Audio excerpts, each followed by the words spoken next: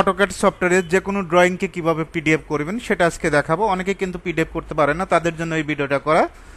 সর্বপ্রথম পিডিএফ করার জন্য আমাদের যে কাজটা করতে হবে, কন্ট্রোল পি দিতে হবে। কিবোর্ড থেকে কন্ট্রোল কি দিব, কন্ট্রোল পি দিব। এরকম একটা ইন্টারফেস আসবে, আমরা ওকে দেব। ওকে দেওয়ার পর আমরা যেহেতু পিডিএফ করব, এই প্রিন্টার থেকে ড্রয়িং টু পিডিএফ লেখাই থাকবে যে ড্রয়িং টু পিডিএফ। অবশ্যই আমাদের কি করতে হবে, প্লট এরিয়া থেকে উইন্ডো সিলেক্ট করতে হবে। সর্বপ্রথম ডিসপ্লে দেওয়া থাকবে, ডিসপ্লে থেকে উইন্ডোতে ক্লিক করব। ক্লিক করার পর আপনি যতটুকু পিডিএফ করতে চাচ্ছেন, জাস্ট আমরা এতটুকু পিডিএফ করব। এখানে একটা ক্লিক, এপাশে একটা ক্লিক করব। ক্লিক করার পর অবশ্যই ড্রয়িংটা সেন্টারে ক্লিক করতে হবে, সেন্টার দেওয়া থাকবে না, সেন্টারে ক্লিক করব। ক্লিক করার পর এখানে দুইটা অপশন আছে, ড্রয়িং ওরিয়েন্টেশন, একটা পোর্ট্রেট, একটা ল্যান্ডস্কেপ। আপনার কাজের জন্য যেটা প্রয়োজন, আমার যেহেতু এখানে দেখেন পোর্ট্রেটটা দিলে এরকম আসতেছে, এরকম শো করতেছে, আমরা অবশ্যই কি করব, ল্যান্ডস্কেপে ক্লিক করব। ল্যান্ডস্কেপ করলে ফুল পেজ আসে।